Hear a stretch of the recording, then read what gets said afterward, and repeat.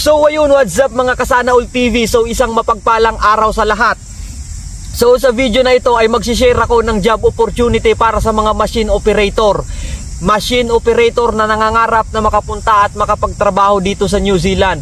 So kung isa kang machine operator na pangarap mo rin makapagtrabaho dito sa New Zealand, baka para sa iyo ang video na ito, baka para sa iyo ang job opportunity na ito. Dahil sa video na ito, i-share ko kung ano yung agency na pwede mong applyan. Agency na nag-hire dyan sa Pilipinas ng machine operator papunta dito sa New Zealand.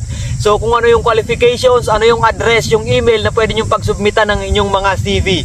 So disclaimer lamang mga Kasana All TV, hindi po ako affiliate, associate o kasapi ng mga agency na naipapasama ko sa aking mga vlogs. So wala akong connection sa kanila. Ginagawa ko lamang ito dahil gusto ko makapag-share ng opportunity sa kapwa ko mga Pilipino na nangangarap na makapunta at makapagtrabaho dito sa New Zealand.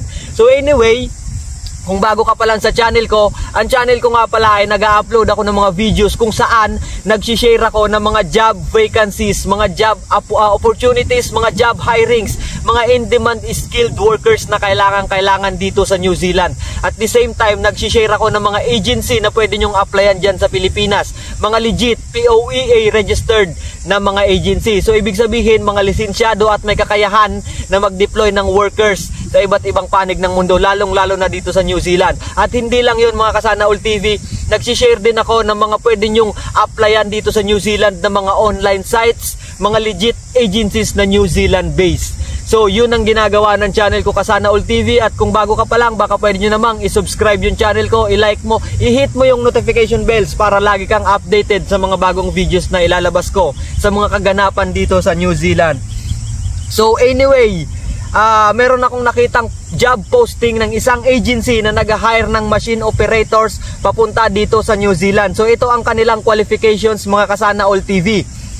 Minimum of 3 years verifiable working experience is required. So dapat meron kang 3 taon na experience sa field or bilang isang machine operator.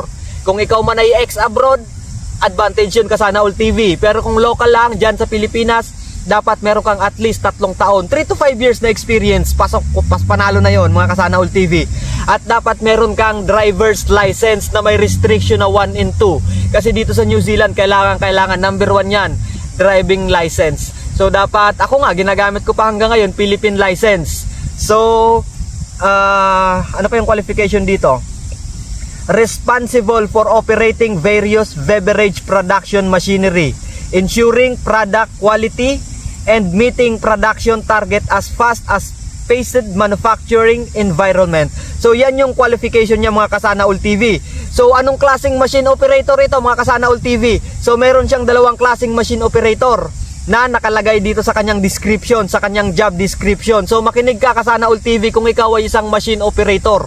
So machine operator with Tetra Pak experience. So wala akong idea sa mga ganitong klaseng machine, pero ito yung nasa job description. Ulitin ko, machine operators with Tetra Pak experience.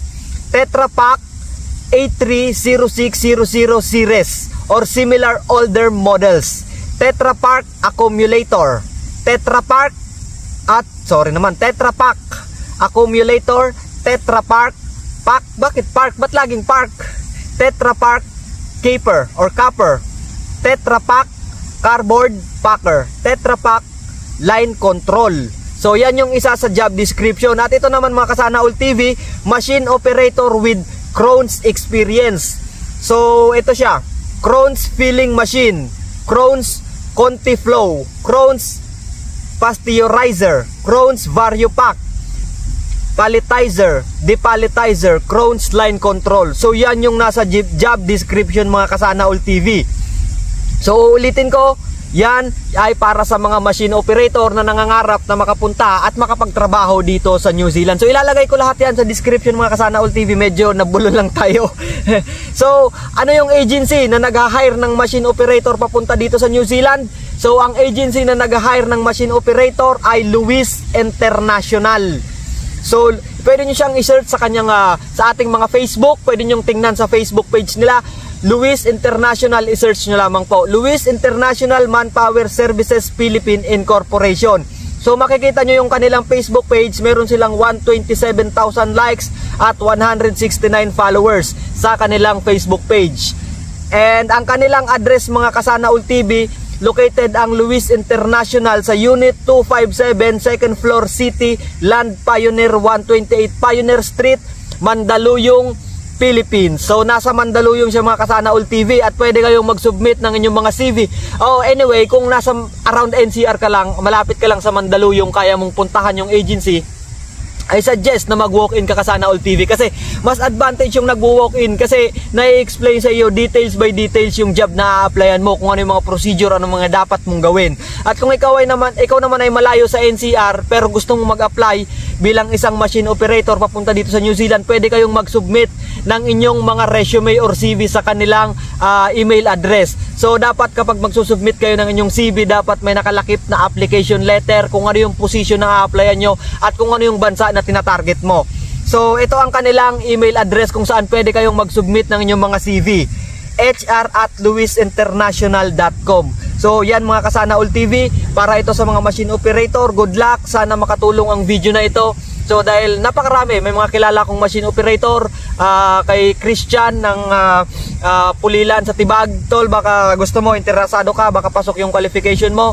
So applyan mo to, pwede mong puntahan yung agency, pwede ka mag-submit ng CV sa kanilang email address. So ulitin ko mga Kasana All TV, ang video na ito para sa mga machine operator na nangangarap din na makapagtrabaho dito sa New Zealand. So wala siyang nakalagay na salary description, wala nakalagay na salary kung magkano. Ang nakalagay lang dito is qualification. So pwede kayo kapag kayo ay magsusubmit ng inyong mga application, CV should be sent in MS Word format. So nakalagay siya dito, may nakalagay siyang note dito na CV should be sent in MS Word format. Interested applicants need to click the official link to apply online or email us at HR Luis. So meron silang link. So ibig sabihin parang ano yon, parang biodata or Google link yun eh. Pwede nyong i-click yon, ilalagay ko sa description sa baba kung ano yung link na yon para diretso kayo mag-apply sa kanila. And at the same time, yung email nila. Dapat lagi kong sinasabi na lakipan nyo ng application letter kung kayo ay mag-a-apply, magsusubmit via email, kasi napakahalaga ng application letter mga Kasana All TV para ma-determine nung agency na ina-applyan nyo kung ano yung position na ina-applyan nyo at kung ano yung bansa na tinatarget nyo. So ayun, siya nga pala, bago makalimutan, ang Luis International ay lisensyado din po ito ng POEA. Rehistrado at may kakayahan itong mag-deploy ng mga workers sa iba't ibang panig ng mundo, lalong-lalo na din dito sa New Zealand.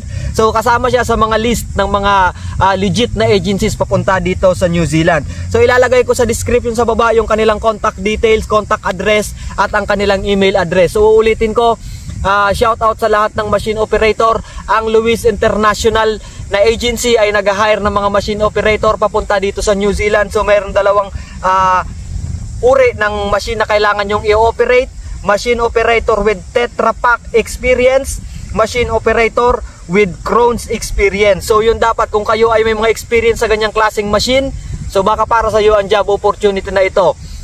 So ayun, paalala lang mga Kasana All TV, mag-ingat kayo sa mga ina-applyan nyo, lalo yung mga nag-a-apply online.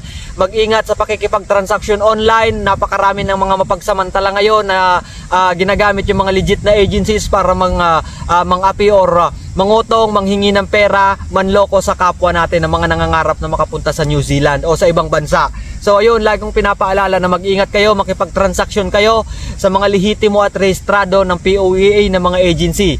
At paalala po na wag po sana kayo sa akin mag-apply dahil isa lamang po akong gabay. Hindi akong connected sa lahat ng mga agencies na naipapasama ko sa aking mga vlogs. So ayun lamang, Sana All TV at New Zealand, proud Pinoy, pusong Pinoy. So ayun, shout out sa shoutout ng marami sa lahat ng mga subscribers ko dyan, sa mga followers ko sa YouTube, sa Facebook. Maraming salamat sa walang sawa na patuloy na at pagtangkilik ng aking mga videos. So sana makatulong yung mga ganitong videos sa mga nangangarap din na makapunta at makapagtrabaho sa abroad, lalong-lalo na dito sa New Zealand, kasi halos lahat ng content ko ay nakabase dito sa New Zealand. So ayun lamang, shout out sa mag-ina ko, kay Mrs. Noblesa at kay Baby Andeng, sa lola ko dyan sa Bicol, kay Lola Ene na palagi suporta sa lahat ng mga videos ko. So sa mga kamag-anak ko, sa pamilya ko, sa mama at papa ko at mga kapatid ko, sa mga kaibigan ko at sa lahat ng mga nagmamahal kay Sana All TV. So ayun lamang, Sana All TV at New Zealand, syempre proud Pinoy, pusong Pinoy.